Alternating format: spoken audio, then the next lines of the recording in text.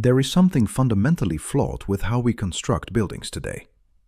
I remember hearing about a traditional Norwegian stave church in Borgund that was measured in 1872, right in the middle of one of the harshest winters in decades. Outside, temperatures plummeted to minus 35 degrees Celsius, snow piled up meters high, and the wind howled through the valley with enough force to tear apart modern expedition tents. Yet, inside that wooden church, built in 1180, without any heating, without insulation in the modern sense, and without double-glazed windows, a constant temperature of 8 degrees Celsius was recorded. No fire burned, no energy was supplied. The structure itself, crafted from massive wood using building methods that we've now forgotten, managed to keep the temperature stable. Now, compare that to a modern single-family home. Turn off the heating at minus 10 degrees Celsius, and within 6 hours, the indoor temperature drops below freezing. After 12 hours, pipes burst. After 24 hours, the house becomes uninhabitable. So, what did Scandinavian builders know 800 years ago that we've unlearned? In the mountainous regions of Norway, Sweden and Finland, hundreds of log cabins still stand today, built between the 13th and 17th centuries. These structures have endured for centuries, surviving winters that would destroy modern constructions in mere weeks.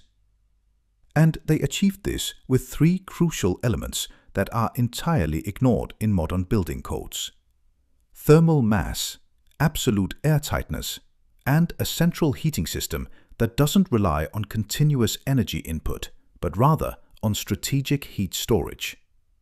These 3 principles worked together as a complete system. It wasn't a single trick or a miracle material.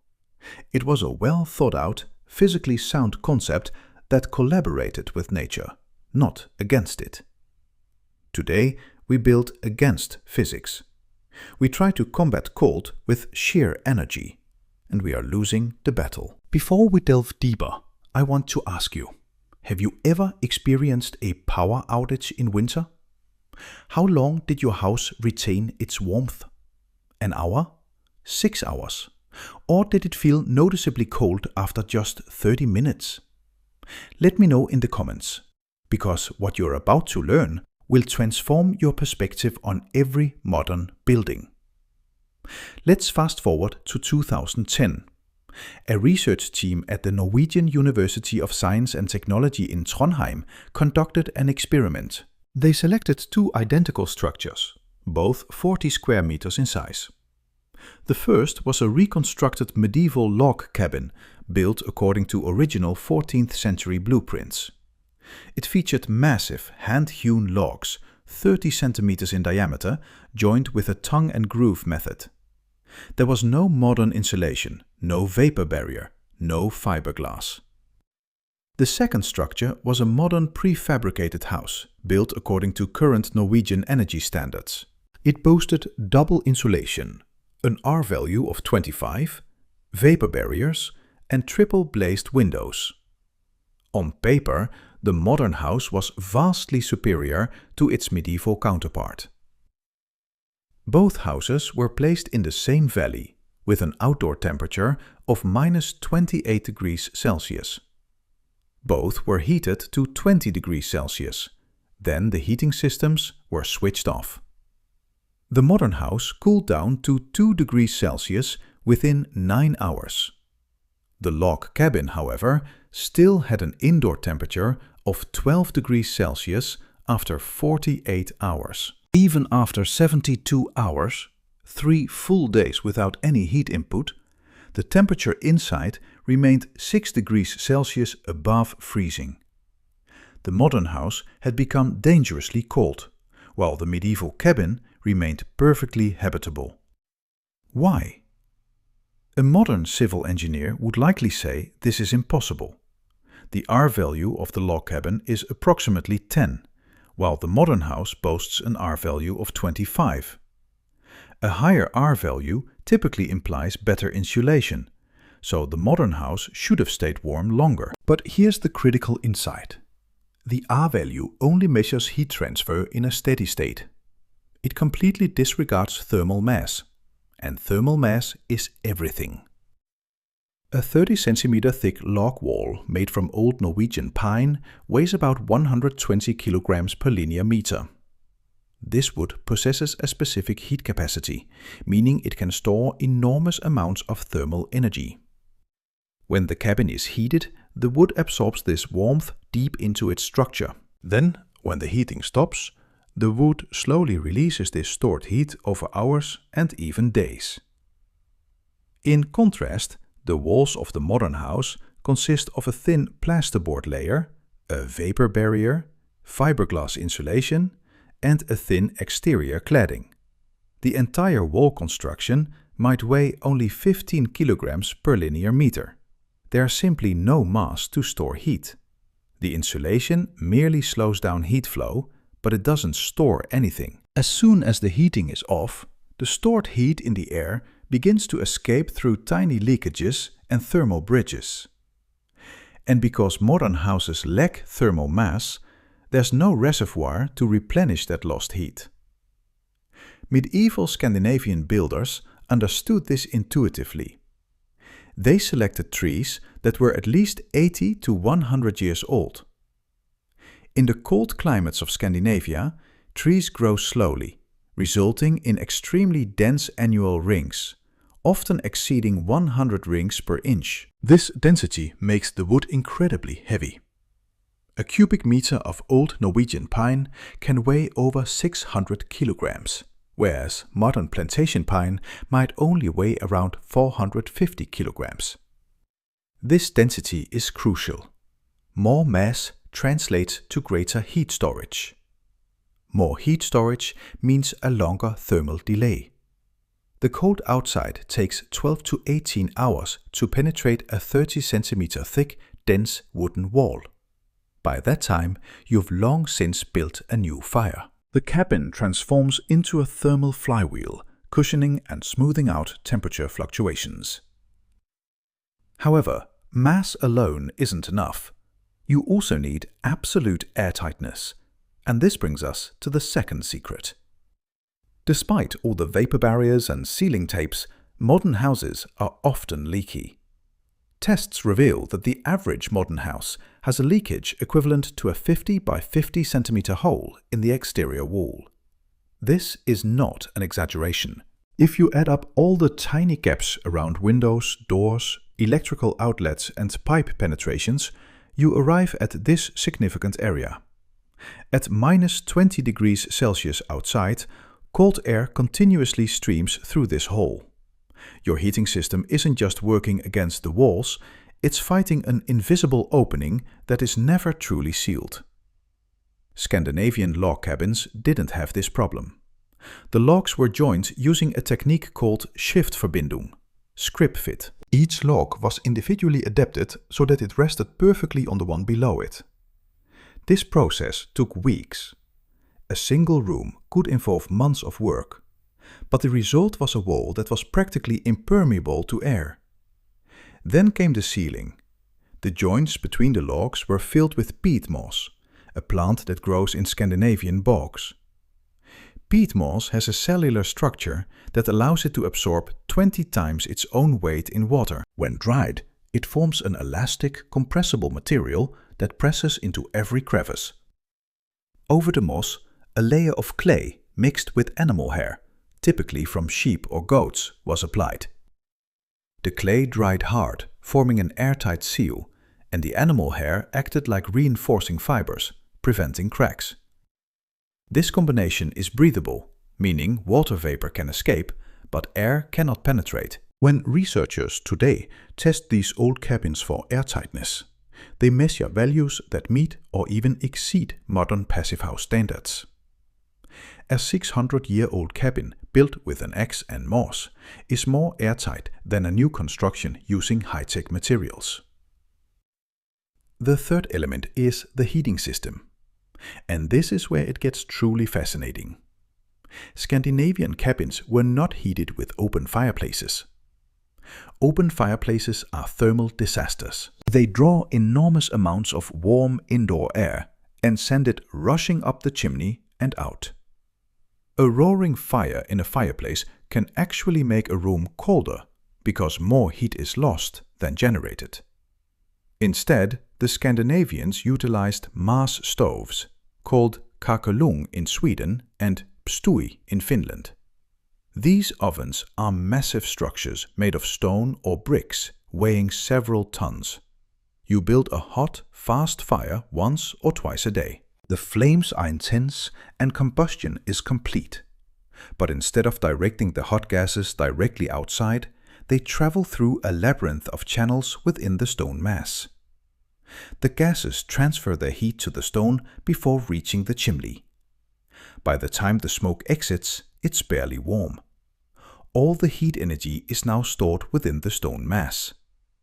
This mass then radiates gentle, even heat for 12 to 18 hours. The surface of the stove remains at about 60 to 80 degrees Celsius, warm enough to be noticeable but not dangerously hot. You can lean against it. You can even sleep on it. In many Scandinavian cabins, sleeping areas were arranged directly next to or above the stove. The heat is radiant, meaning it warms objects and people directly, not just the air. Radiant heat feels warmer at lower air temperatures. You can feel comfortable at an air temperature of 16 degrees Celsius if you're surrounded by a 70 degrees Celsius warm stone wall. A modern house with forced air heating needs to raise the air to 22 degrees Celsius to achieve the same comfort level, which is significantly more expensive energetically. A Finnish research project from 2003 reconstructed a traditional smoke room, an early form of Scandinavian cabin where smoke initially filled the room before escaping through an opening in the roof. They tested it at -25 degrees Celsius. A single 2-hour fire with about 20 kilograms of wood kept the indoor temperature above 15 degrees Celsius for over 16 hours. The wood consumption was about 1/10 of what a modern house with oil heating would require for the same period. And that was without any modern insulation.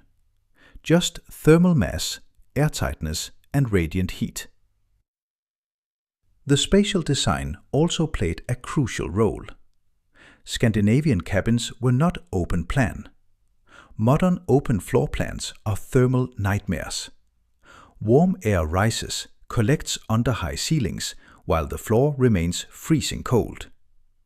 Medieval cabins had low ceilings, often only 2 meters high. Rooms were small and separated by doors. This kept the heat concentrated where people were. The central room, where cooking, eating and working took place, was the warmest. Sleeping areas were cooler, but this was acceptable because people slept under thick furs and wool blankets. This thermal zoning drastically reduced the overall heating demand. You didn't need to keep the entire house at 20 degrees Celsius.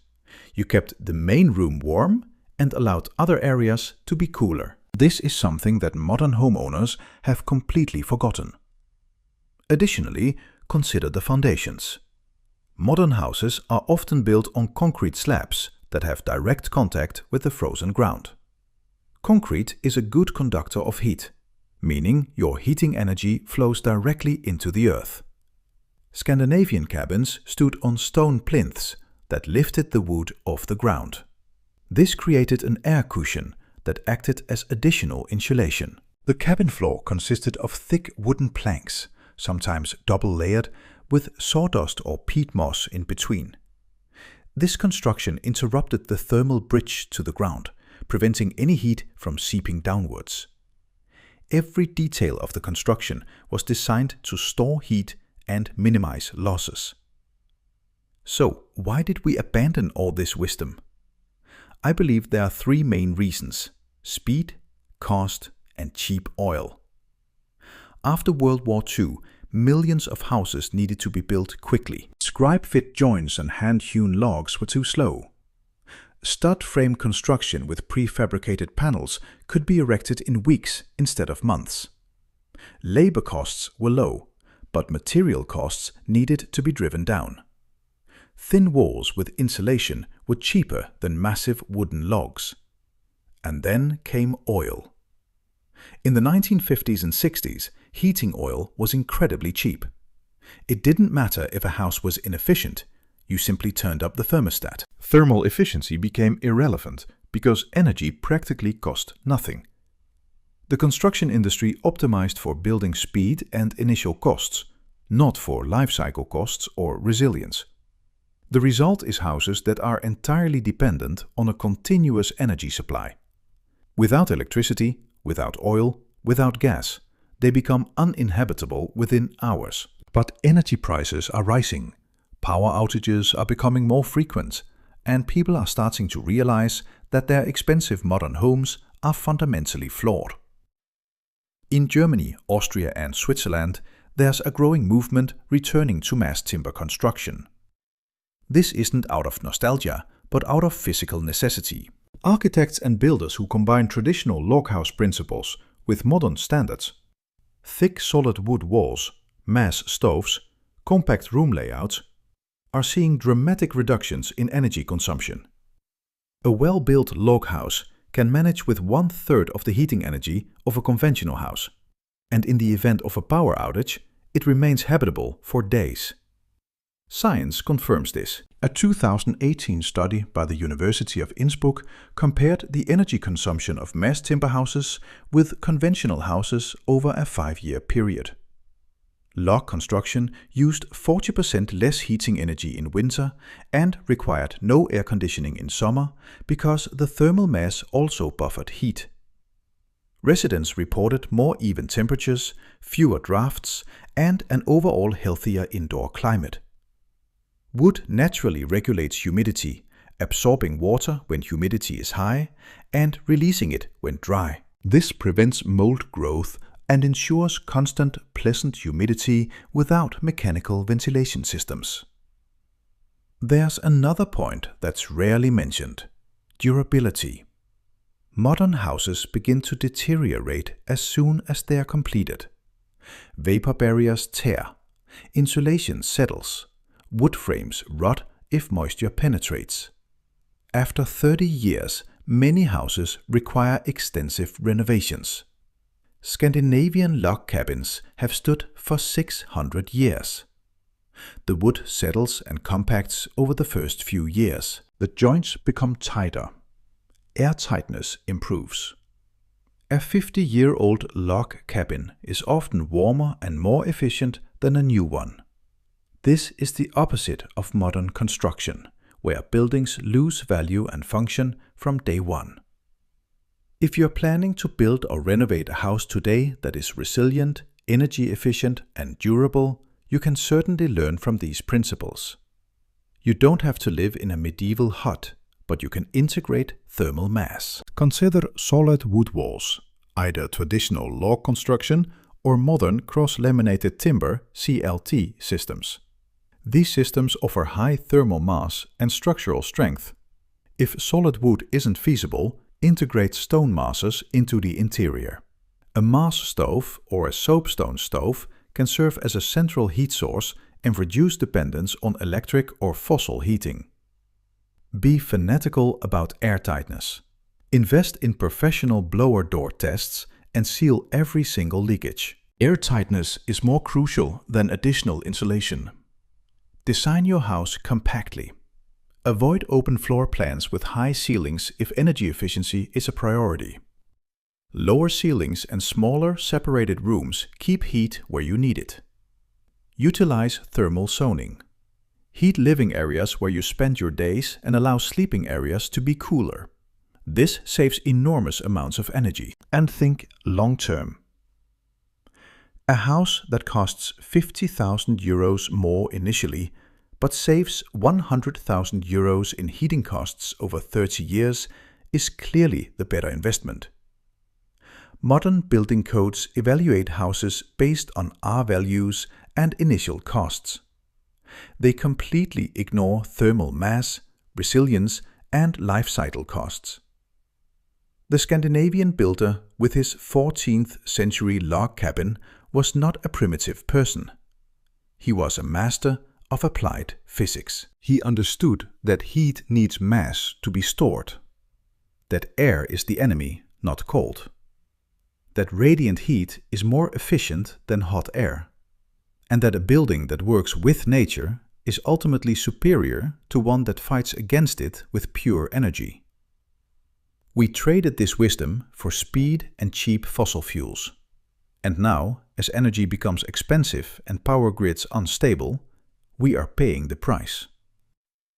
If this has provided you with value, please click like and subscribe. We're digging up buried knowledge that the construction industry would rather see forgotten. The medieval log cabin was no accident. It was the result of centuries of empirical refinement. Each generation learned from the previous what worked and what didn't. The cabins that survived the harshest winters were copied. The techniques that failed were discarded. What remained was a system so efficient and resilient that, without any external energy source, no electricity, no fossil fuels, it carried people through -30°C winters. And these people worked 12 hours a day, built cathedrals, forged tools, raised children. They were not weak. They were strong because their homes protected and nourished them, rather than exploiting them. The secret was never lost. It was only buried under layers of industrial propaganda and short-term profit thinking. Every time you build a house with thermal mass, with airtightness, with strategic heat storage, you are retrieving a piece of this ancient wisdom. Wisdom that kept people warm when life was brutal. Wisdom that still works today.